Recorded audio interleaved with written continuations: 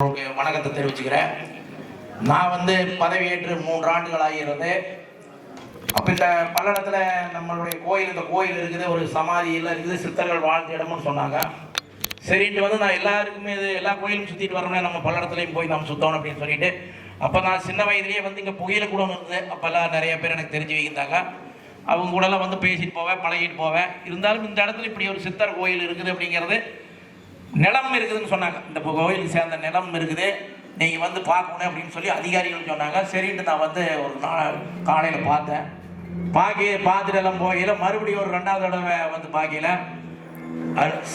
சித்தர் மூலியமாகவே எனக்கு அவர் சொல்கிறத விட நான் சொல்லிடுறேன். இவர் பெரியவர் குமரன் சைசிங்கன் லாஜிமுத்து ஐயா நின்றுட்டு இருந்தார். சரிங்க என்ன பேசுகிறேன் அப்படின்னு எல்லாம் பேசியில், பாரு எப்படி இருக்குன்னு பாரு அப்படின்னு எல்லாம் சொல்லிட்டு, இங்கே ஒரு கிணறு அப்படியே சரிஞ்சு குப்பையெல்லாம் கிடந்து, தண்ணியெல்லாம் கிடையாது, எதுவுமே கிடையாது. மேலே கிணறு அப்படியே தெரிஞ்சுது. ஒரு இதாக மோசமான நிலைமையில் எல்லாமே இருந்தது.